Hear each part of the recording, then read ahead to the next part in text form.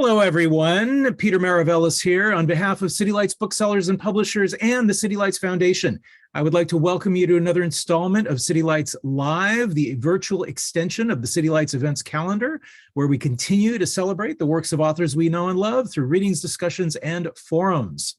I would like to take this moment at the outset to acknowledge that we are beaming to you from the unceded ancestral homelands of the Ramaytush peoples, also known as the San Francisco Bay Area. We would like to take this moment to offer respect to those who have come before us as stewards of the land. Tonight, we celebrate the publication of The Art of Witnessing, Francisco de Goya's Disasters of War by Michael Iarocci. It's published by the University of Toronto Press. Very, very compelling book. Michael Iarocci is a professor of Spanish literature and culture at the University of California at Berkeley.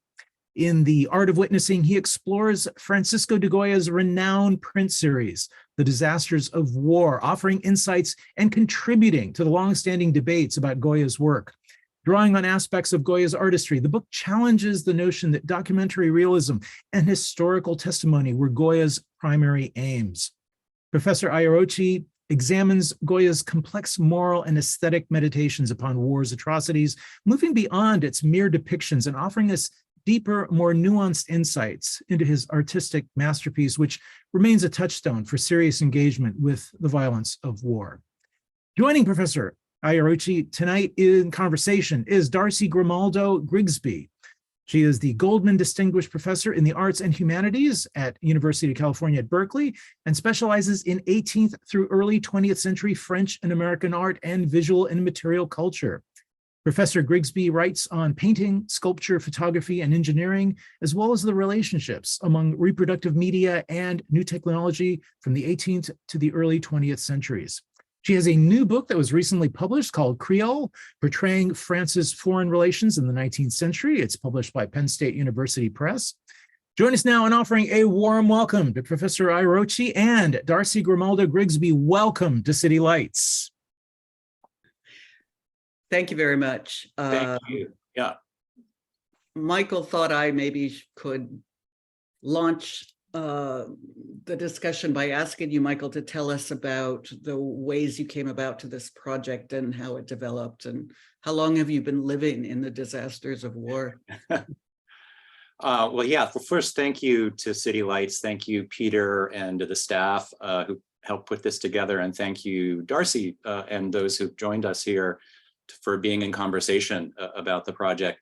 I started working on a different project. I thought I was going to be researching a project on representations of the Napoleonic era in Spain, and did a lot of research in different archives, looking at literature, history, what was happening on the stage, what was happening in poetry and imaginative fiction, and slowly came to the realization that a large swath of that corpus is mostly nationalist propaganda on either side of the war. And I had been teaching courses that dipped into Goya, and the more time I spent with the disasters of war, the more fascinated I became by how much of an outlier Goya is for his time in what he has to say about war. And then I realized that there was a strongly testimonial reception of his art, that the standard take is that he's one of the first major European artists to bear witness to the horrors of war in all of its intimacy and gruesomeness. And that's certainly one layer of Goya. But what I found and wanted to highlight is a far richer world in which Goya and the disasters are prompting us, and Goya himself is thinking about what it means to make art or to view art when horrific violence is the primary subject matter. And so the book is trying to tell a new story in which Goya's own aesthetic and moral deliberation about the quandaries of making art out of violence is much more front and center. Another piece that really grabbed me, and as somebody who was trained as a literary scholar, was the verbal component of his printmaking, the captions that come with each of the prints, which pose their own challenges for Anglophone viewers who might not know Spanish very well, because there are one-line English translations of those captions that simply don't capture the richness, ambiguity, and actually artistry, verbal artistry that Goya deploys. And I wanted to unpack that for viewers so that Anglophone viewers actually understand much more fully what can't be captured in a one-line English to Spanish translation. So those were part of my motivation. And then another big through line is the sequential presentation of images in Goya in the disasters is really important. And very often it gets sidestepped by the fact that we don't have the bandwidth to look at all of the images in sequence, or that an art historical approach will do a chapter in which we see, say, 5 or 6 images. But Goya was thinking very deliberately about the effects that can be produced by presenting images in sequence. And very often, image 2 will reshape what you think of image 1 and vice versa. And the sequencing of images itself is an expressive medium for Goya. So I wanted to unpack that story for viewers by reproducing part of the series. It's an 82 print series, and I focus on the 47 images that focus on the violence of war.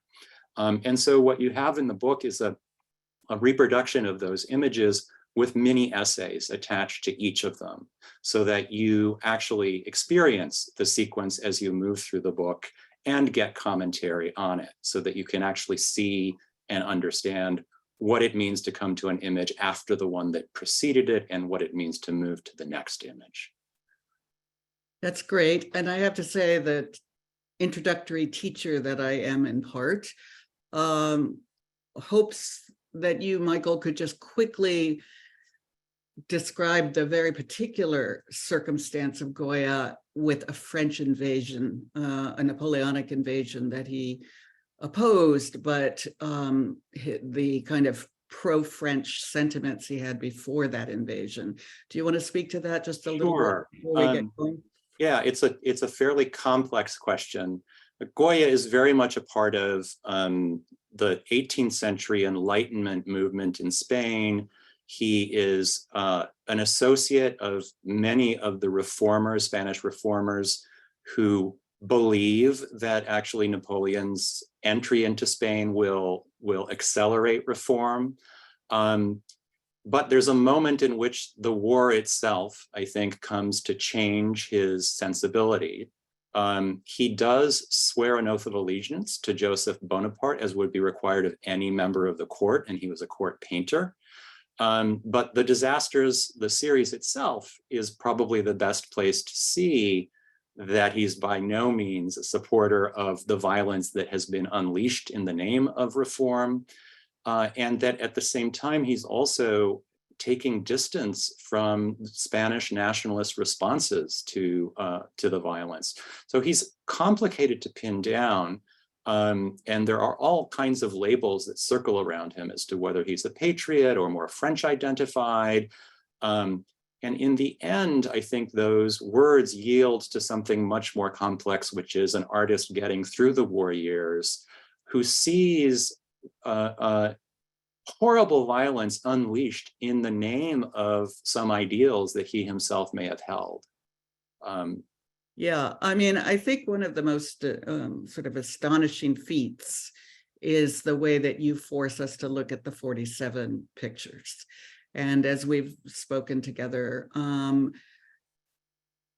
not only is it so revelatory, your work on the captions and the various ways to translate them and the relation of one print to that before it and to that after it, but we do have this very long this duration of surviving ourselves the atrocities that become very repetitive. So we can come back to that later, but why don't you speak a little bit more now to the word and image issues, though, because that I was so happy to have you as a literary scholar unpack very short, clearly idiomatic, often highly abstract titles, captions, and also to relate them to the ones around each. So if you could speak some more to the captions, but also to the challenges of translation here.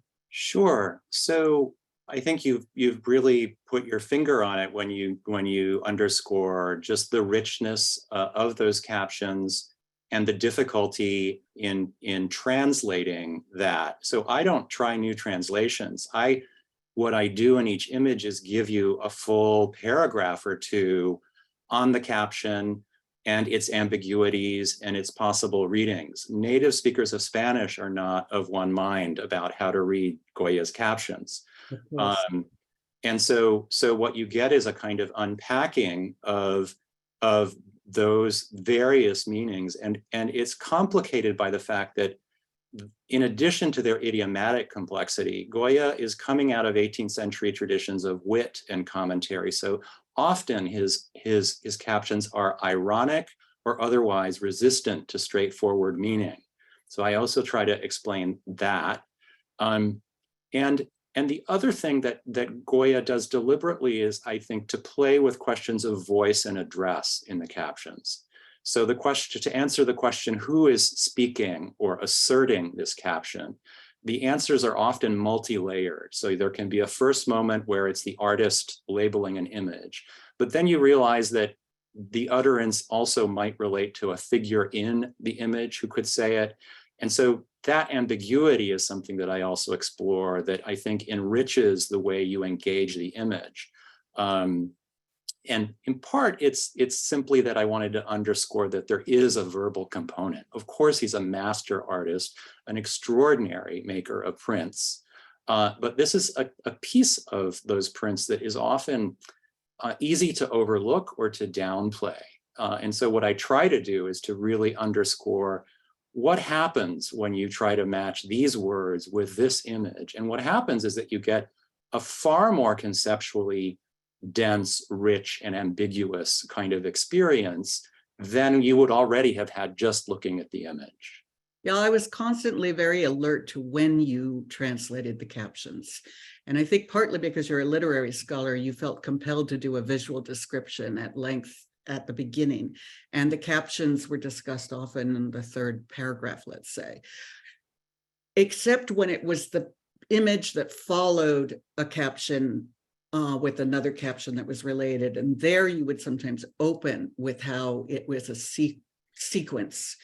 But it continues to elude us how to speak to what we gather, how we read the captions and return to the image, how the image inflects the captions and the captions inflect the image, and whether we can ever pry them apart. You sort of did an innocent reading when you would read the image before talking about the caption, but I'm not sure we ever have that state of unknowing how the words are informing the picture. Yeah, I think that's a really interesting question, just in terms of what happens perceptually when we look at images with captions and how much purchase each of those dimensions of what we're looking at has on us.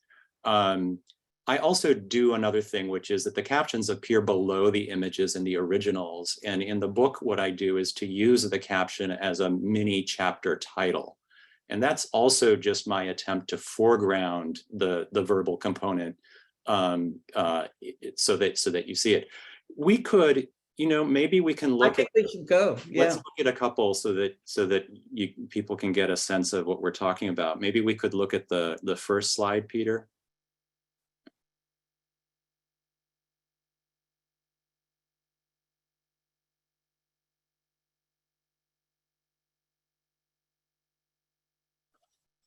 Great.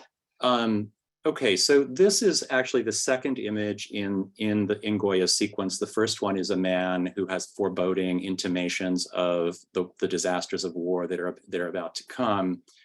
And We can start with the image and just, notice a few things, that the obvious kind of bilateral symmetry that sets up the opposition here. Those of you who know probably Goya's most famous painting, the Executions of the 3rd of May, can see that Goya's already thinking about that issue with the lined up soldiers on the right. It's a formation that's going to be in that painting. There are a couple of other interesting things going on that you find across the disasters here, which is foreground violence and then more inchoate forms of violence behind it in a kind of jumble. You look between the legs of the combatants here. And then this strangely abstract non-place against which these figures are. So on the right, you have imperial soldiers, faceless, about to massacre Spaniards who are not professional soldiers. And what you're getting here is, in fact, something distinctive to the kind of warfare that Goya is talking about, which is quite modern, actually. These are enemy combatants on the left. They're irregularly armed peasants, it looks like in this case. So you have a whole series of oppositions here between the machine-like efficiency of the French and these more rural agrarian Spaniards. If you think historically, you get Republican France in its imperial form, invading Spain, in fact, to modernize it and to bring it up to date. This is all very, very contemporary in some ways if we think about the ways those narratives have continued. And so that's just a quick look at the image. The caption says "con razón o sin ella," which is translated as "with reason or without it," which is a perfectly fine literal translation. But what that translation misses is the fact that, as anybody in the audience who knows a Romance language or who studied a Romance language will remember, there are myriad numbers of expressions in Spanish and in French and Italian that one constructs with the word reason. To have reason or not to have reason is a way of saying to be right or wrong. To give somebody reason means to agree with them. Reason and unreason can also be justified or not justified. The reason of state takes us to questions of law. So what Goya has done is to write a caption that doesn't give us further linguistic parameters, that actually invokes all of that. So what the caption is saying is, yes, with reason or without it, but it's also saying something like right or wrong, justified or not, sane or insane, legal or illegal. And all of that, I think, unless one goes into the original and its valences, can be lost. Now, clearly, what the caption is doing is saying that regardless of right or wrong, justified or not, et cetera, here we have violence that has nothing to do with it, right? So it's a way of saying that that there's something here that's beyond justification, explanation, maybe in the moral sense, right? Can I break in here, Michael, to say that, your point as you move through the series and the book, of course, and we're going to see more of that, is the extent to which everybody is implicated in the lack of rationality, the brutality, the dehumanization of this violence. And yet I noticed that in this very first opening gambit, Goya actually lines the caption up with the two protagonist sides, so that with reason is on the side, right? It's on the left side, like the Spanish civilian uprising guerrilla fighters, and sin ella is where the soldiers are. And I don't think that usually happens in the captions, but I realize that here it implies a simpler narrative than he's going to tell. I think, yeah, I do agree. And I think, and it's also, in fact, because this image and our response to it and working through the caption and this claim that what we see has no justification, cannot be defended, is also strangely a kind of setup, right? And it's a setup because of the sequential presentation of images, right? If we're going to sympathize with somebody here, and even what you've said about the positioning of the words, I think, Darcy, lines up that way. It's with the Spaniards who are about to be slaughtered. We see their faces, not the faces of those who are about to finish them off, to kill them. And that's because, in a sense, we're being invited to identify with the Spanish against the deplorable French, right, in this image. And that's very, very deliberate. And I think it's deliberate precisely because Goya is working in sequence. And the next image, if we can go to it, is an undoing of that idea. So could we go to the next slide? So here, clearly the tables have turned, right? The French had the upper hand in the prior image. Here, the Spanish partisans have the upper hand, and it's the French who are about to be slaughtered. With an extraordinarily powerful image, that axe that's about to come down, that almost zombie-like face of the axeman that for me is almost like gone in the moral sense. And that also leads to a whole question of the affects of figures in the disasters of war. But what we had in the previous image was this denunciation of any justification, but then it was of those French slaughtering Spaniards as a kind of second moment. That then we come here and see that the tables have turned radically, and what we read underneath of the image says lo mismo, which is something like the same thing or ditto, right?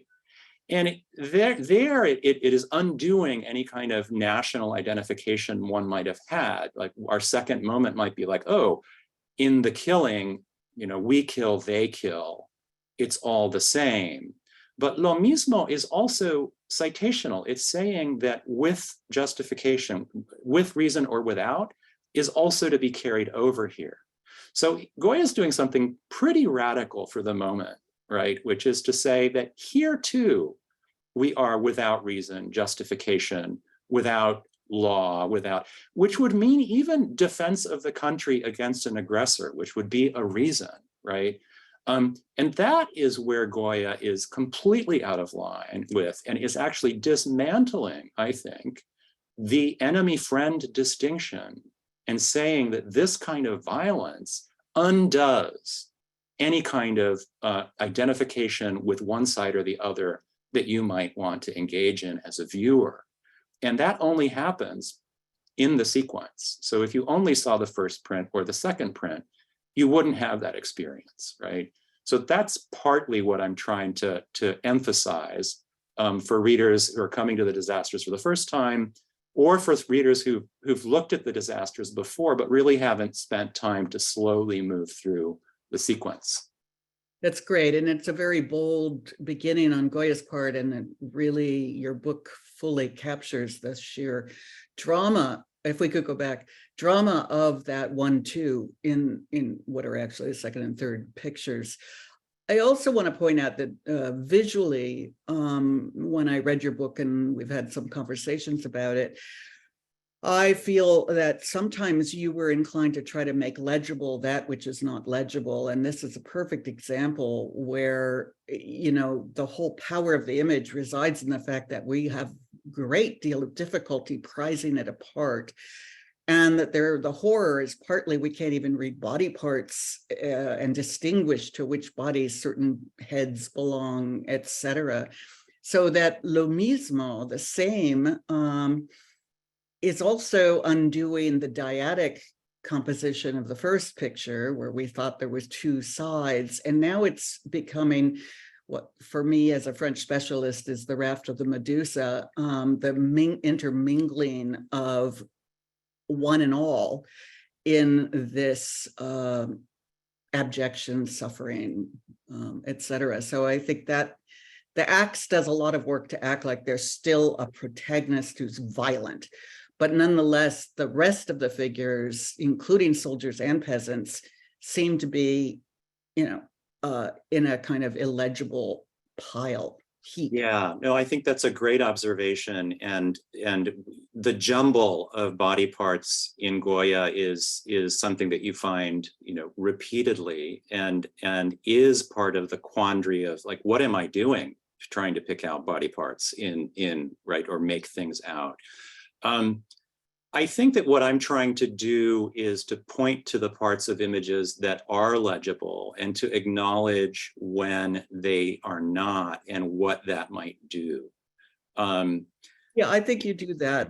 I probably do it more Mm, than you do, but I think you are very alert to when it's impossible to tell, and you show us feet on the horizons and bodies that are dipping into holes, and you're very good at the fragment that's still revelatory. I can't stop looking at this head at the very center, underneath the straps of the soldier, underneath that hand. mhm. What is that?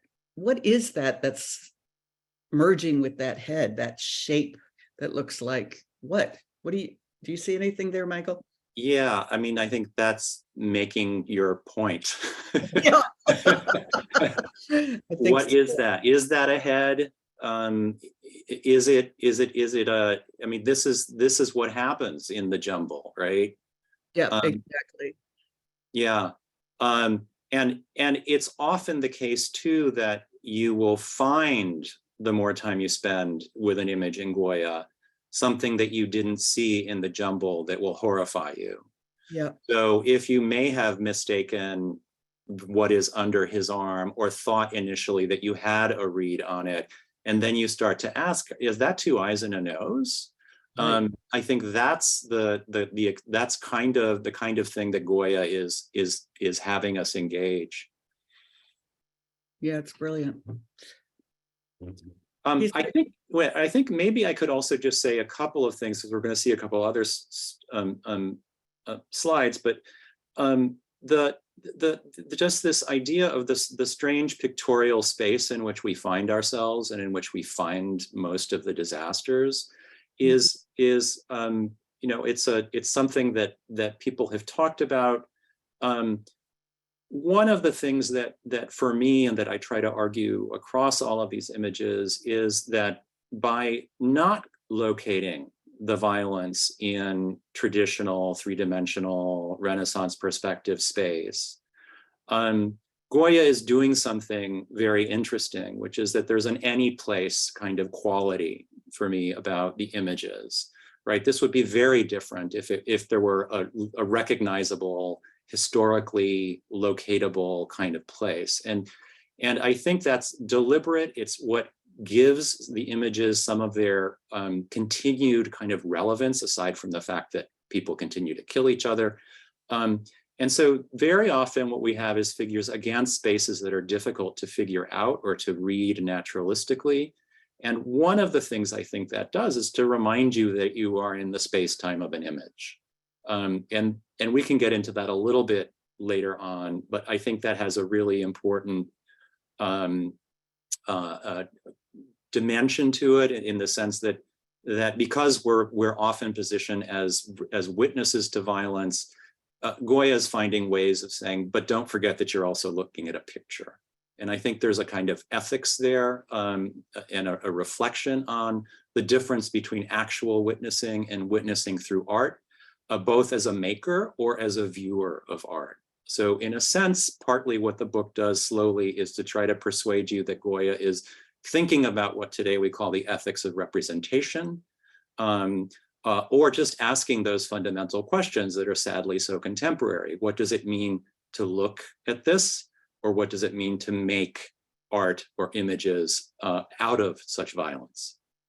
Yeah, because as we've spoken together about the ways in which these early images feel like really clear exclamations. And what happens, because you move us through 47 pictures, and Goya moves us through 47 pictures, is that boldness of kind of revelation that the first images have is completely, in so many ways, made repetitive. As you point out, the repetitions are absolutely key. the sense of the endlessness, not only anywhere, but endlessly happening, you point out. But that long series makes it, our position as witnesses, I think, more compromised, and Goya's as well, about what it is to just keep going. Yeah.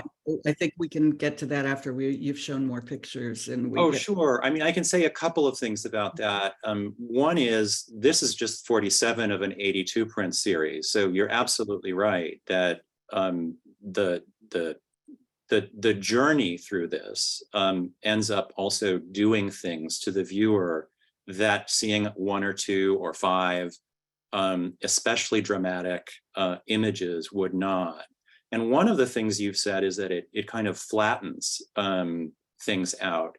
And I think that there are a couple of ways to go with this. And one of my hunches is that the experience of having your moral sensibility flattened by the sheer volume of images that you're going through is itself telling us something about war, telling us something about what today we call compassion fatigue, or right, there's just so much that you can take before it just becomes one more image of atrocity.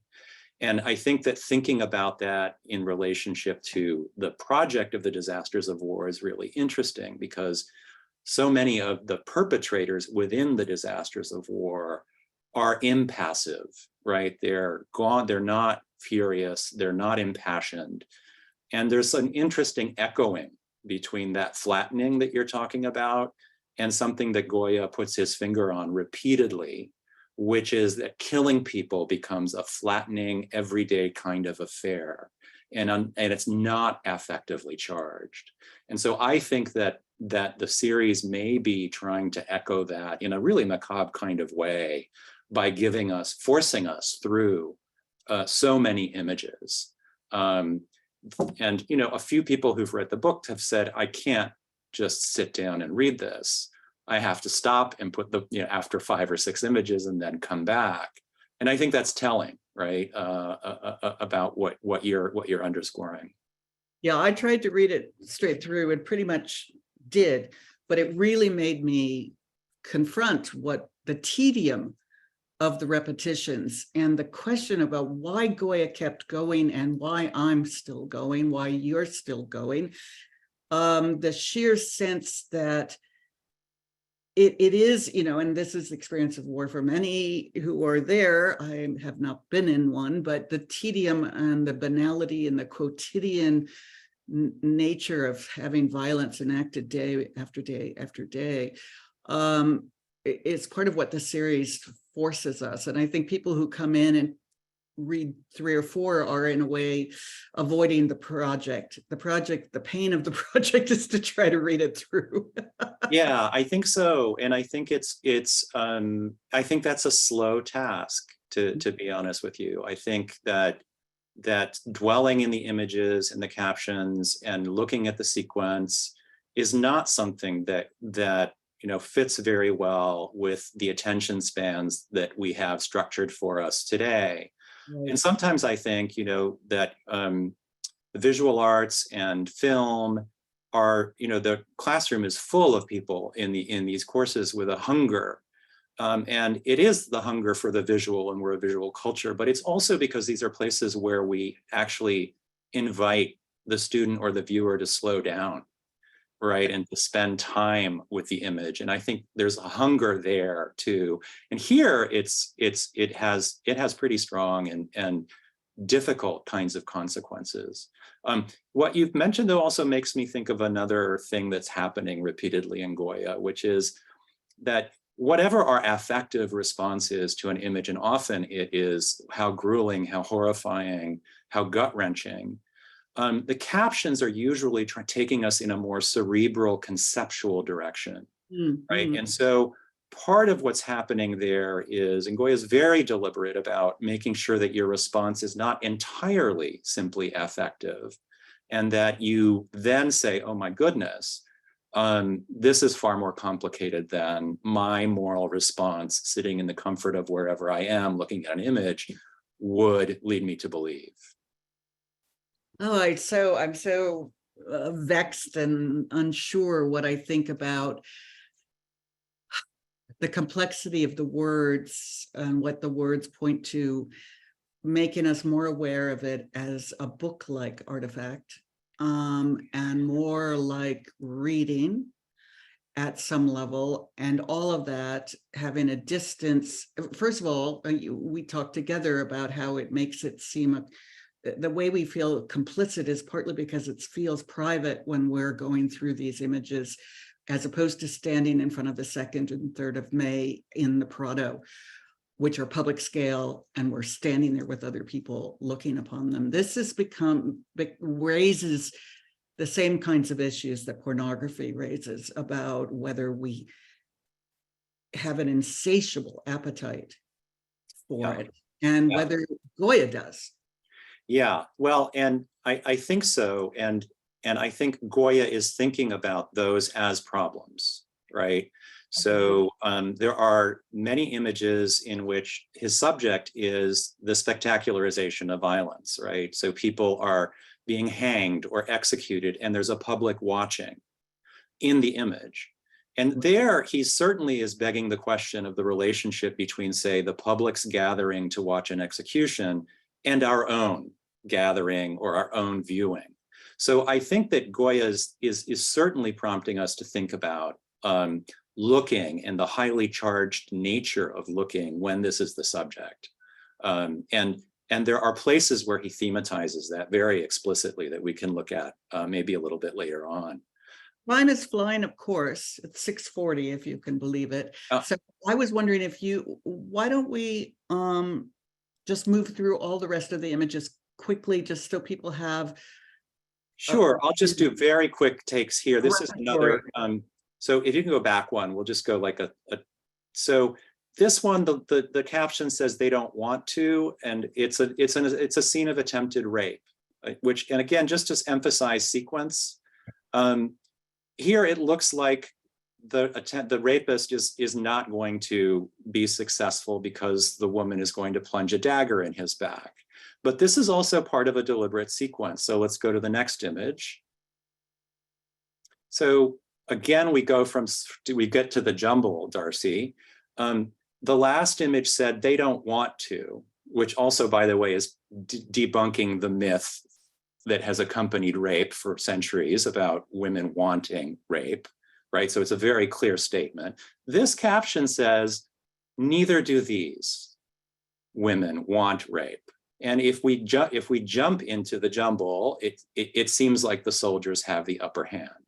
So in sequence, what's happening here is pretty devastating and illuminating, is saying, first of all, rape happens. Where there is war, there is rape. It's a subject of war art and should be, not the mythological rapes that we know from the archive, right? But here, in moving from the previous image to this one, you may have thought, oh, if you resist enough, you will not be raped. And you get to this image, and here are women resisting unsuccessfully who appear to be about to be raped. And then we go to the third image, if we can go to the next, which is part of a 3-part series. This image is linked to the prior two verbally by a caption, ni por esas, that means something like, not even here, as in not even here will these women not be raped. It's been poorly translated as neither here, which doesn't capture what's going on. The idea here is whether you resist, first of the 3 we saw, successfully, or whether you do not resist, you resist and you're unsuccessful, or whether you are in this situation, where you have a woman pleading not to be raped, whether you have a mother with a baby. The idea that slowly emerges is that it's implacable. It happens. It has nothing to do with resistance, although clearly if one resists, one can sometimes be successful. And there's also something almost fatalistic about once it's unleashed, it happens. That the repetition of the topic across 3 images is doing. And it's, again, extraordinarily an extraordinary indictment. And the other thing that is fascinating here is that war rape, we know, typically happens off stage, even when it's publicly, right, an agenda. It's done so that it can be disavowed. And so here, very simplistic, in a very simple way, like making it visible as part and parcel of war, and then the sequence is doing something that no one image would do by itself. Yeah, and we're beginning to get to that place of talking about how we don't know the identities of people, right? At the very beginning, you said the imperial forces were going to execute the guerrilla fighters, the Spanish Pueblo fighters. Here, how are we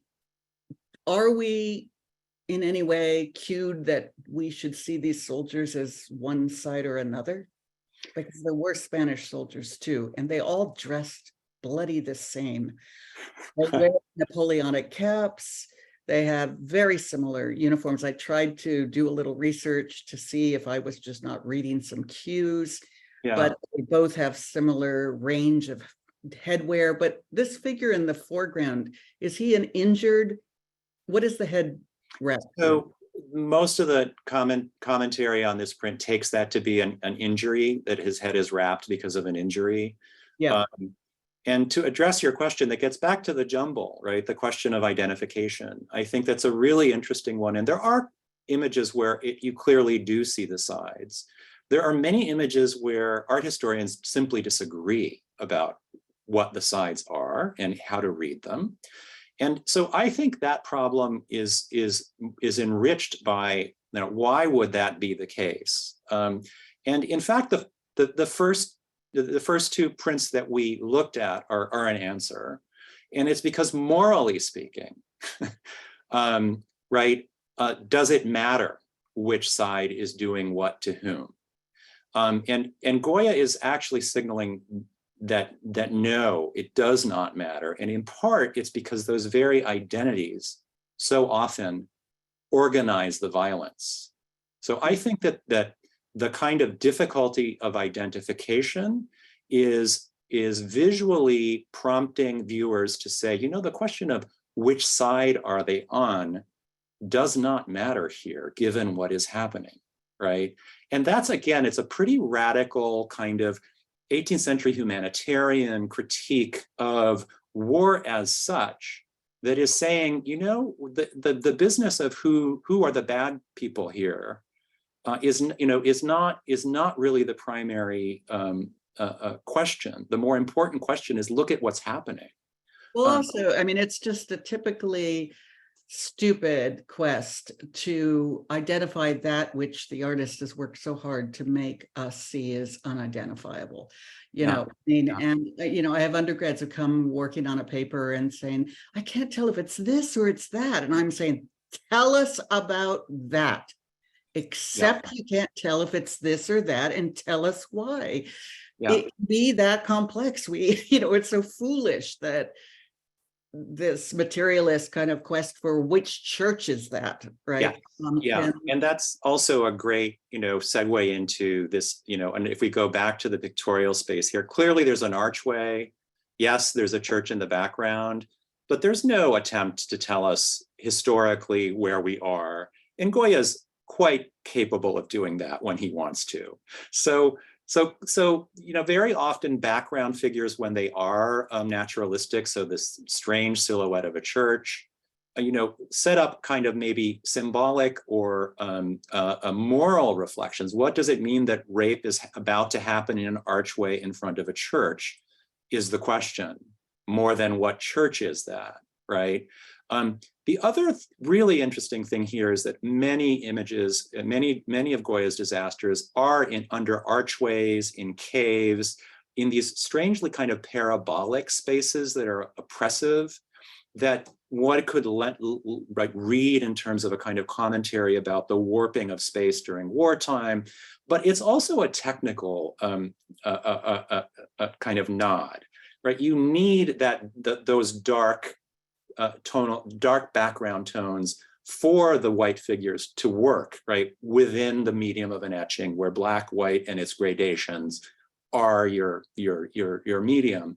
So very often we'll find that backgrounds are bisected into color and darkness, sorry, light and darkness, and they can lend themselves to reading at the level of the narrative, but they're also very clearly solving technical problems, right? How do you see this soldier unless there's something dark behind him?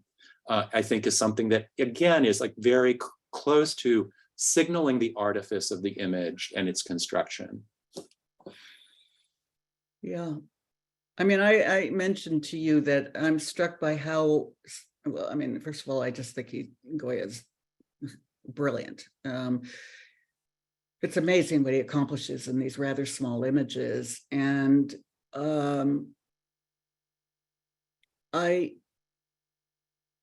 it seems to me that the images are always at a pretty small scale, meaning 6 figures, 8 figures, 4 figures, pretty foregrounded, just slightly back. And then with either the immense space that extends forever or these claustrophobic spaces. But he seldom shows us war in a city, right? He seldom shows us troops in any larger formation. Occasionally we see a few more of them, but he really makes these drama. I think the reason they work so well is that they are, for all of the illegibility of body parts that are enmeshed, you know, it's a pretty intimate relationship we have to 4 or 5 figures, right? Yeah. That's quite a feat given what he's trying to describe. Yeah, I think that's pretty extraordinary. And I think that his subject matter is, you know, you don't ever have the bird's eye view of the armies lined up on a field. It's entirely the kind of first person witnessing stance of what you might see if you were there. That usually is what he's working with. There also are really interesting questions. And in this image, you could ask, you know, who are we if we are there, right? And you could say, well, I might be one of the victims, but you could easily also be there. And this is a thought that our moral witnessing usually doesn't like to dwell on. You know, you could be there with the soldiers.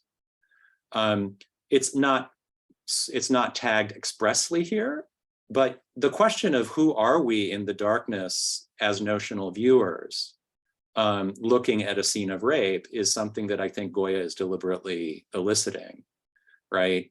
And he does this in very pointed ways in other images where there are spectators, and there are times where you have a moral response to an image and then you realize that you've been positioned in a way that says, you know what, you might actually not be who you think you are when you're a moral witness. If you were there, you would be positioned very differently. And so Michael, do you want to show us the remaining picture? Sure. Quickly? Yeah. Yeah, so this is a good example of what I was just talking about. This is a man who's lost his ability to walk up to the scaffolding to be hanged. And a really interesting image. And there are crowds in the background. If you look in the distance, they're actually assembled to look at what's above this image on stage, which is the gallows and the noose, which Goya has withheld because of the composition. And it slowly dawns on us, if you spend time with this image, that where we are is where the people preparing the execution are. The spectators, if we were there, would be way in the distance. So this is a moment where our complicity, possible complicity, comes up. And again, I think it's to puncture the reverie of witnessing and to say, you know, sometimes moral witnessing is a privilege because you're looking at an image. Whereas the logic of the image would, if you were there, you would be positioned very differently. And so that's happening here in this image. He cannot take a step, and there's a lot of punning here that I explain in the book because paso means step, but it's also the word used in Spanish for the depictions of the Stations of the Cross. So there's a kind of secularized image of suffering here. People have seen Descent from the Cross in the the way that the image is composed. And then you go to the next image. So the step is difficult. And the next image is, and there is nothing is to be done, says the caption. So just the movement from one image to the next is also having taken a step. So the man could not take a step, but the series takes the step, right? And we get this image, and nothing is to be done. And then you get this other component that you find in Goya very often, which goes back to repetition, right? We have the repetition of the executions that seem to recede into the distance. We have the guns jutting in from the right. But this idea of serial repetition in this image, right? It goes on for who knows how far down, or even behind us, right? It somehow would be like, we're in a series of executions. Well, that's one thing in a single image, but in an image that is itself part of a series, there's a kind of mise en abîme here, right?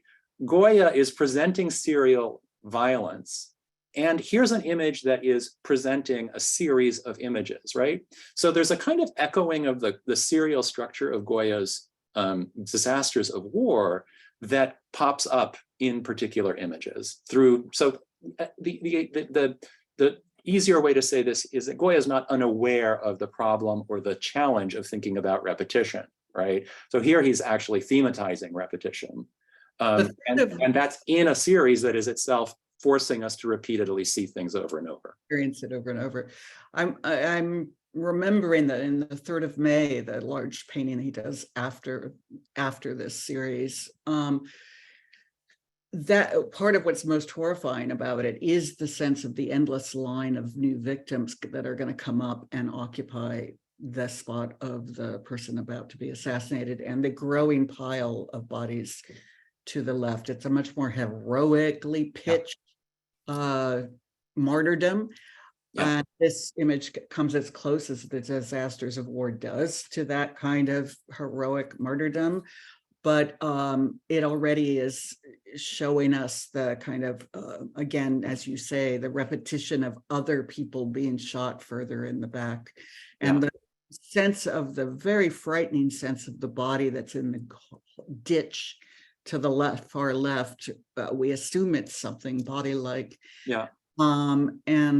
And so he's just very adept at creating a kind of horror that seems endless. Yeah, I agree. And then one other detail that just is also kind of an example of where I invite viewers to go.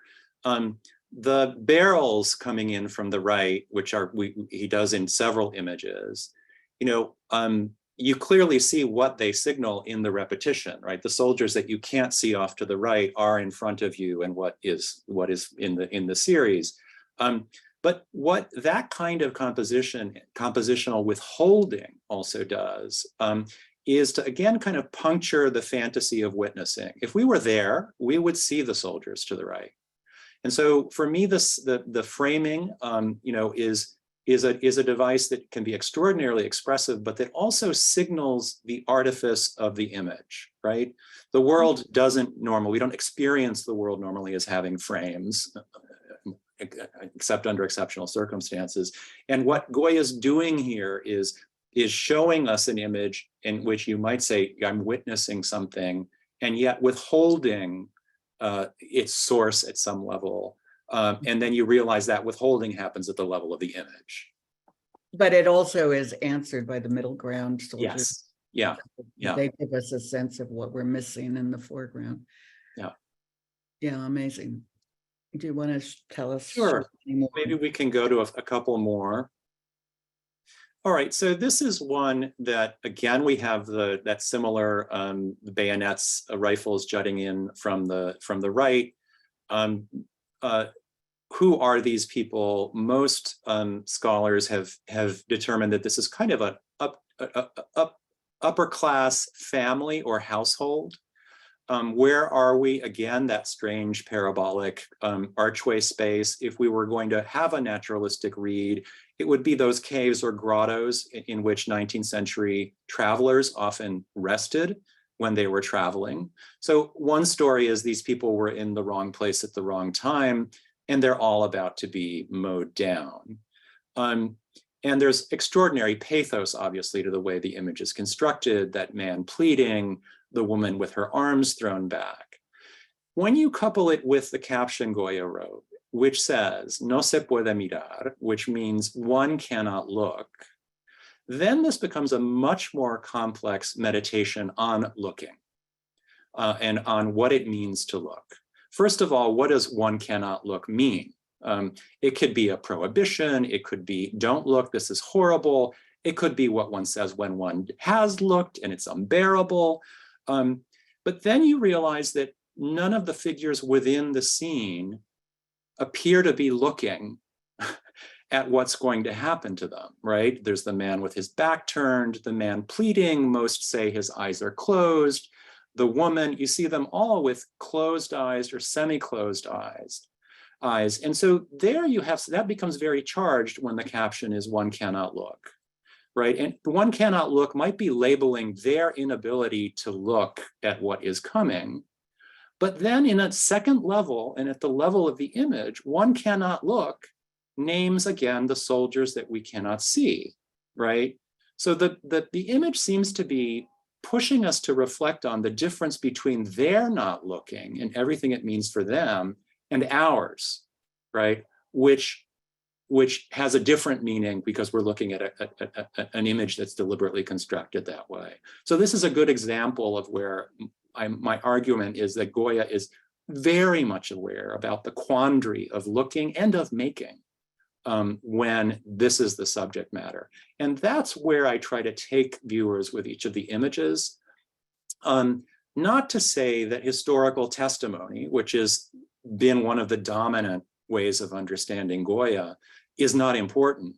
It's just that that is the first moment in something that I think is actually much more powerful, and why Goya continues to have such a purchase on our present, which is that these are complex meditations on the aesthetics and ethics of representation when the subject matter is violence. And historically, in academic circles, we think that that conversation really starts around World War II, around the Holocaust, the question of limits. And so Goya is I think, a very important forerunner in that conversation. And I think that part of what I'm trying to do is to bring this Goya into dialogue with those questions that we seem to think are much more natural in wars that are closer to us. Yeah, I think that's a really good place to end, but I have a big mouth, so I'm going to say one thing and you can. Sure. Michael, and then I think we should go to questions. Yeah. I was just struck again and again. You were really emphasizing us as viewers and our complicity at looking at this great art page after page. But I'm just so aware that Goya had to be cognizant of his own inventive powers, meaning that he can create, invent, and sustain atrocity across 47 plates, and that it is part of what folk celebrate as imagination, invention, power of pictorial making. But it's a very vexed power to have, that it relies on his, quote, sheer brilliance, that he can continue to invent such duress. Yeah.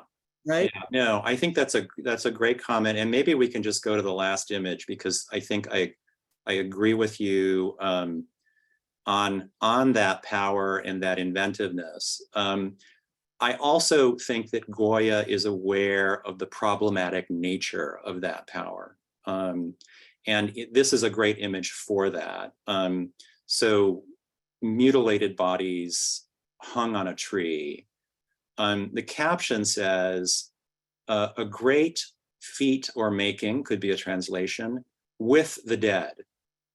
It's been mistranslated in the most popular a collection of the disasters as against the dead. But it's with the dead.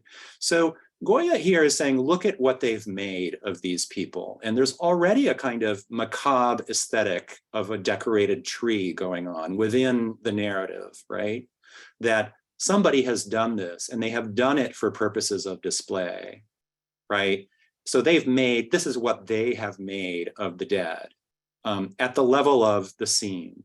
But again, you know, there's another making, which is Goya's own here, that I think he's tagging very, very deliberately, right? He too is making something of the dead, is making something of war. And he's not, that power is at work, but he's struggling with, and I think rightly understanding and begging the question of, well, what is my display? How does it differ from what the soldiers did? And of course, there are a lot of answers to that question. But in that gap, or in the fact that there are two makings in this caption, we get that kind of criticism that sometimes is turned toward the viewer, but is also, to his credit, turned on himself, right? What am I doing making this out of the dead is a reading of the caption. So maybe that's a good place to end. And that's maybe that the self-reflexivity to which his images invite us and that he subjects himself to, I think are also really important pieces of the project. Great, Michael, thank you. So I think this was when the questions were going to be entertained. Valerie says, oh wait. Are the horizontal strokes forming the background an echo of the horizontal barrels of the guns? The victims are not created with horizontal strokes mostly.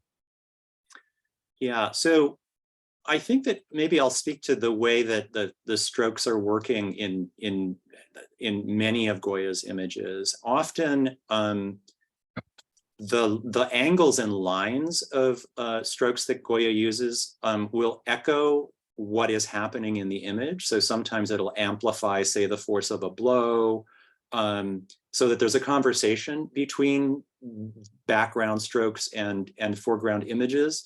But the other really interesting thing that we haven't talked about yet that's technical is that the traditional way to get dark backgrounds was with cross-hatching, right?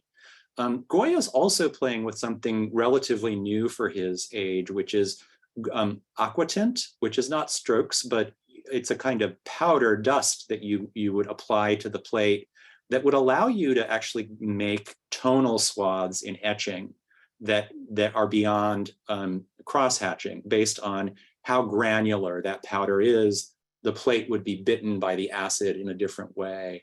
I don't know if that answers your questions about the particular image, but yeah, very often the lines that organize the background have to do with the primary compositional lines in the foreground, or they have a really interesting kind of conversation between them. So Christoph says, the narrative density of the image word cells point to the comic book as a new genre in the 1830s and 1840s, especially by making room for the viewer's place and activity in exploring the image, including the out-of-frame entailments. What would happen to the history of the comic strip if Goya's disillusioned war witnessing work was the precursor? Yeah, I mean, that's a really interesting question. I mean, my first inclination is to say that there is something proto-comic book about this, but there's a very important difference, which is that there isn't a narrative continuity across images in Goya. There isn't a story unfolding from one image to the next, other than, I think, time passing through the war years. So if there's a grand narrative to the disasters of war, it is that it moves through the war years without indicating dates and times and places. It starts with the image, the kinds of images we've looked at today. It moves on to images I did not write about, which are about famine, which are an entirely different set of aesthetic problems.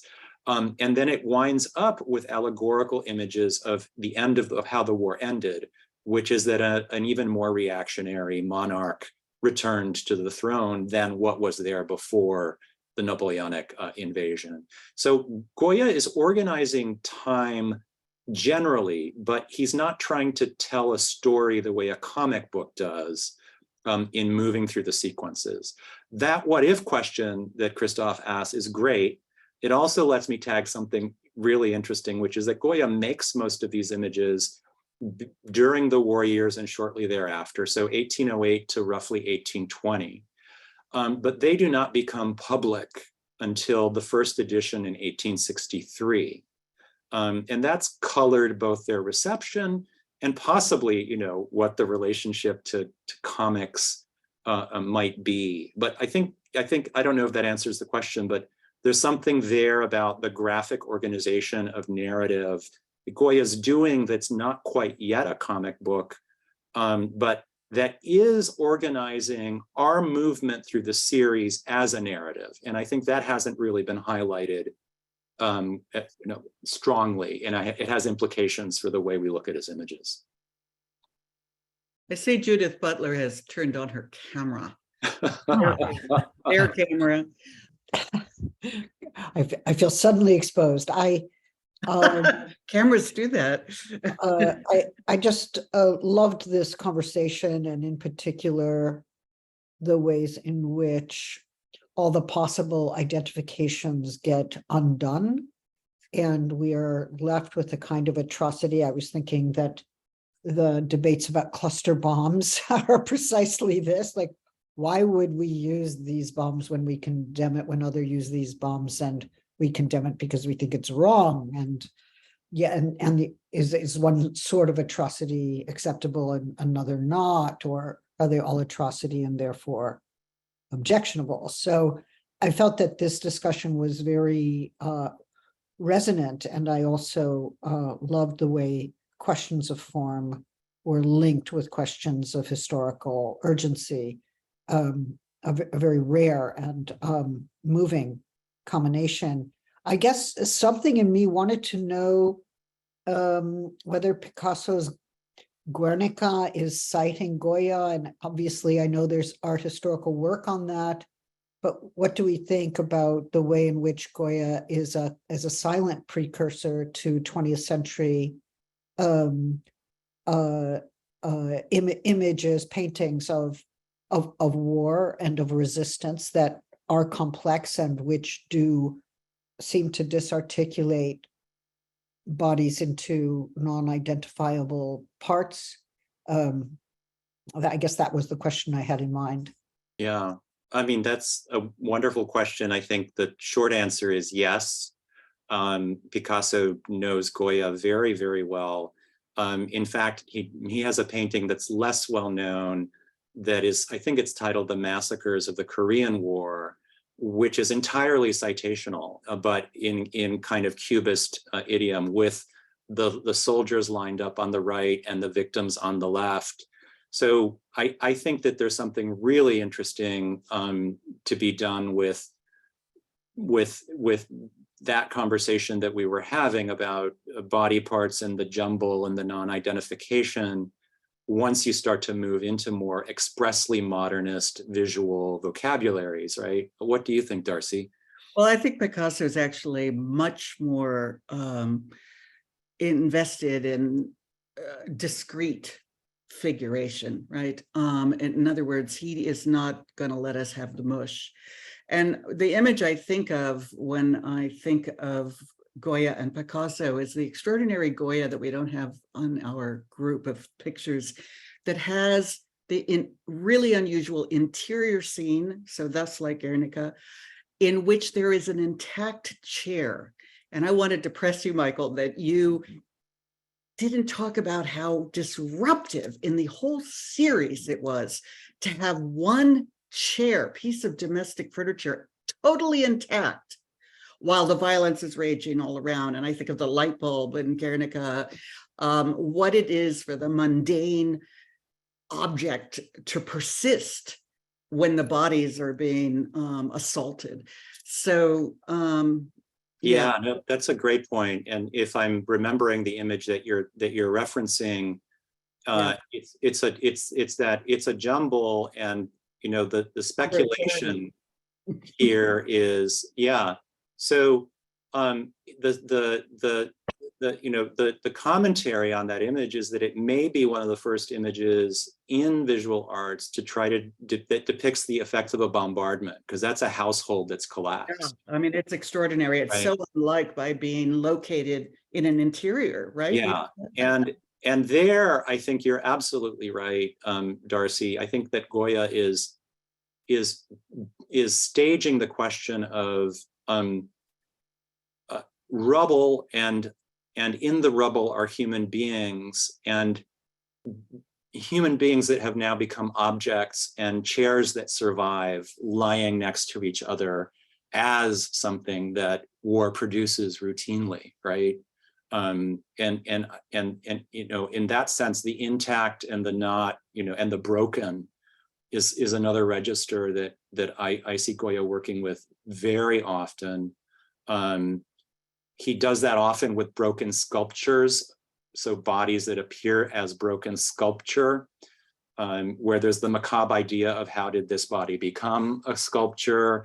And then there's also begging the question of what does it mean? What are we doing? Are we looking at bodies as if they were sculpture?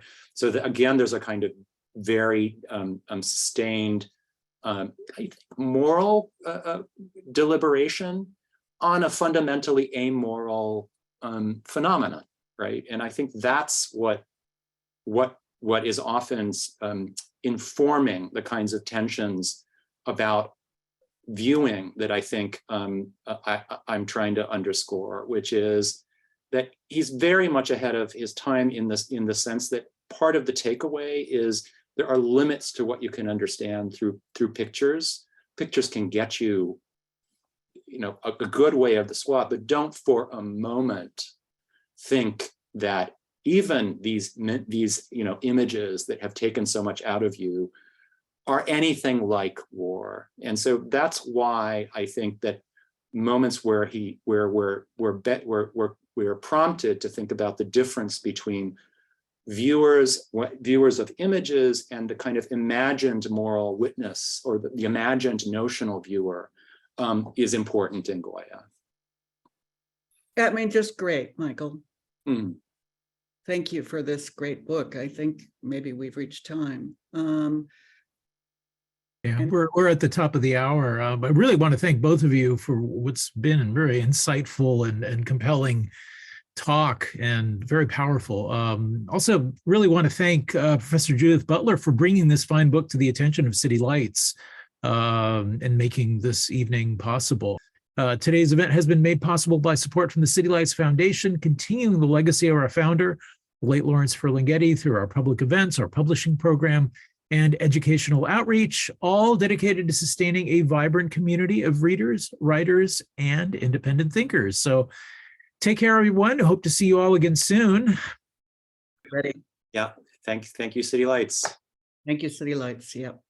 Bye.